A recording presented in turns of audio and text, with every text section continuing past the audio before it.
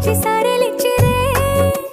జుట్టు తువ్వి నవ్వు రువ్వి ముచ్చమంతా బొట్టు పెట్టి భర్త గారు దగ్గరయ్యనే